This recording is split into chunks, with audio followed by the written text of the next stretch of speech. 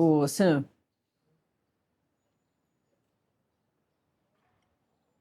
Natália André, a informação que eu recebi aqui é que o presidente Trump e o presidente Lula já estão reunidos. O presidente Lula pediu para que a imprensa só entrasse no Salão Oval após a reunião. Eu tenho inclusive quem está lá. J.D. Vance, vice-presidente dos Estados Unidos, está participando. Suzy Wiles, que é a chefe de gabinete do presidente Trump, também está lá. Era uma chefe de gabinete considerada linha dura. Então, está realmente ali, eu diria que as pessoas que mais são próximas do presidente Trump e que estão aqui. A ausência é mesmo o secretário Marco Rubio, que está viajando. Então, o governo veio pedido do governo Lula para que a imprensa não entrasse antes. Então, a reunião já está acontecendo e a expectativa agora é para ver o que é dito depois dela. Portanto, teve uma mudança aí na programação e a reunião já está acontecendo. Sam, informação muito importante e que demonstra também o que o professor já tinha falado mais cedo, do quanto o presidente Lula é um ser político, com longa experiência na política, não só interna aqui, né? Mas o presidente Lula tem um ótimo relacionamento histórico aí com vários líderes, com vários países, nesses 3 mandatos dele. Professor, queria te ouvir, então, o que pode significar essa movimentação, principalmente do presidente Lula, que pediu, como o Sam falou, que a imprensa só entrasse, só tivesse contato com Lula e Trump depois da reunião. Como a gente estava comentando até antes um pouco das atualizações, né? Tudo acontece nos bastidores. Então, provavelmente, lógico que a gente está chutando, não dá para a gente ter uma certeza, mas em virtude dos temas que provavelmente devem ter sido apresentados, o presidente Lula deve ter feito esse pedido e é um direito dele como presidente, chefe de Estado, requisitar essa mudança na rotina.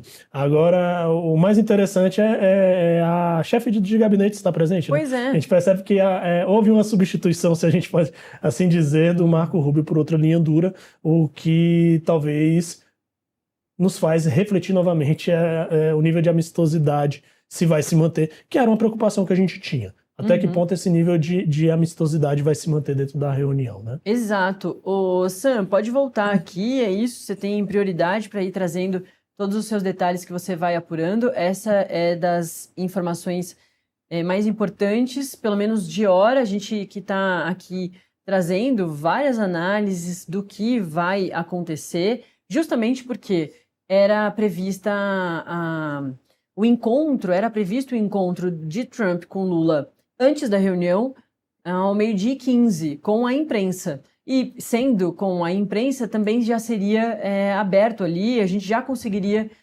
ver esse contato do Trump e do Lula com a imprensa, que seria bastante importante da gente saber ali o humor dos dois, embora também já tenha o vídeo dos dois se cumprimentando de forma bastante amistosa. E aí isso não acontece porque o presidente Lula pede que essa reunião aconteça antes e depois o contato com a imprensa. Talvez, Sam, para o presidente Lula garantir né, não ser pego de surpresa. Eu lembro que lá na reunião da Malásia, que eles tiveram depois da Assembleia Geral da ONU, uns 2, 3 meses depois, teve esse momentinho que deixaram escapar, né? Da imprensa começou a gritar ali um montão de perguntas.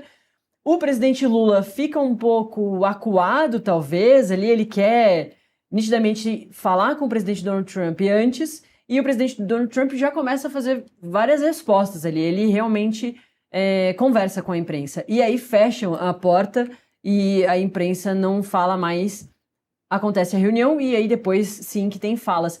Talvez seja justamente para evitar isso que o presidente Lula conseguiu fazer diferente hoje, o Sam.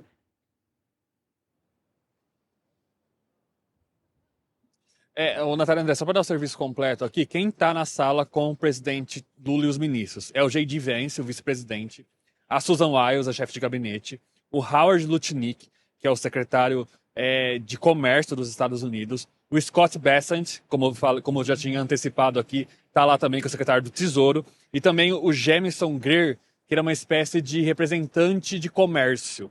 Então, você vê que, claramente, assim, tá a representação política e representação econômica dos Estados Unidos nessa sala com o presidente Lula.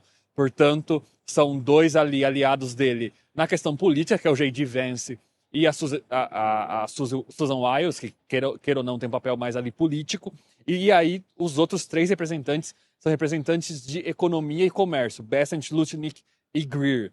E o curioso disso é que o Bessent, o Lutnick e o Greer são 3 que tem um vídeo deles de, sei lá, 8 meses atrás, 1 ano atrás no máximo, defendendo a lei Magnitsky, defendendo as sanções contra o tarifaço contra o Brasil. E agora estão lá reunidos com o presidente brasileiro. Como as coisas mudaram rápido, né? E o ambiente, pelo menos externamente, é amistoso. Me desperta muita curiosidade a postura do J.D. Vance nessa reunião, porque o J.D. Vance, ele é um cara mais ali, ele até inclusive mais, como eu posso dizer, ele segue uma linha uma linha política mais ideológica do que se a gente comparar com o Marco Rubio, por exemplo. Então o J.D. Vance, ele é um cara mais ideológico. Ele tá ali na mesma sala com um cara que, enfim, é considerado aqui nesse círculo próximo do presidente Trump um socialista de esquerda que defende valores que eles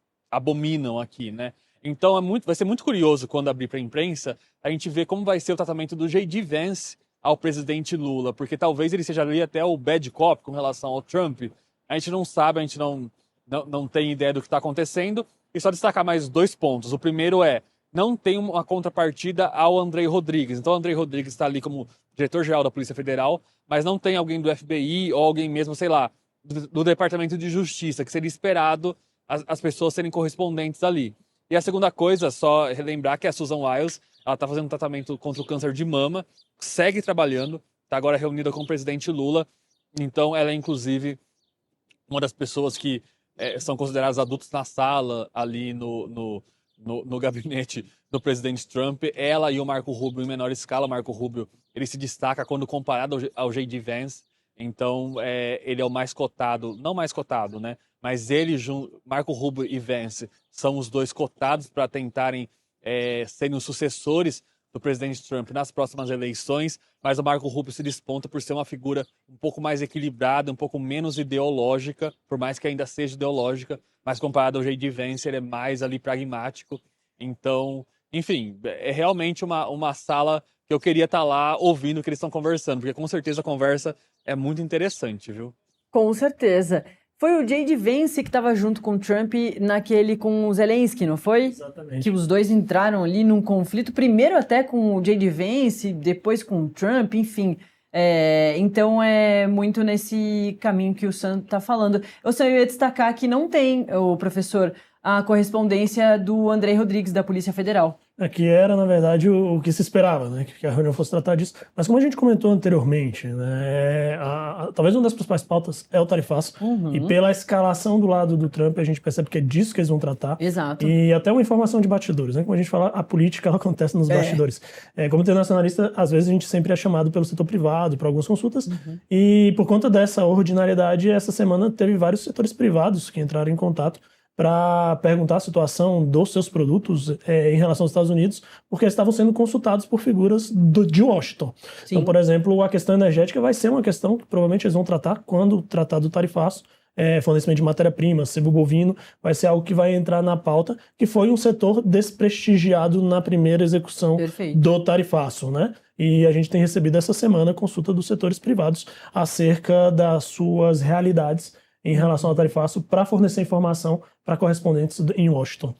Na vez passada dessa grande negociação, em uma das visitas, se não me engano, de Geraldo Alckmin até ao Marco Rubio, Joesley Batista esteve nas negociações, né? Um pouquinho do que o professor está falando, dessa movimentação também empresarial, claro, também de grandes produtores brasileiros, muito atentos ao que vai acontecer. Hoje é um dia muito importante para isso, com certeza, e a apuração do Sam, de quem está na reunião, comprova isso, que eles vão falar muito sobre as relações comerciais, a história das exportações e tudo mais.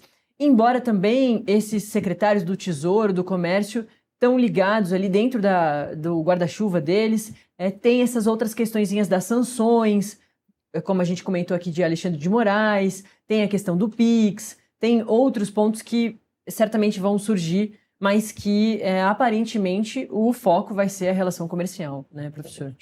Eu preciso me despedir do professor Lucas Portela, internacionalista, esteve comigo aqui um tempão, me ajudando nessa cobertura e também ajudando o Samuel Puncher, que está do outro lado lá da linha, do meio do mundo, que é diretamente de Washington. Professor, muito obrigada, viu? A gente que agradece, Natália, estamos à disposição sempre que vocês precisarem aqui na Rádio Metrópolis. Oh, valeu. A gente aqui conseguiu falar de um montão de pautas, se aprofundar em um montão de assunto importante graças ao professor. Valeu, viu?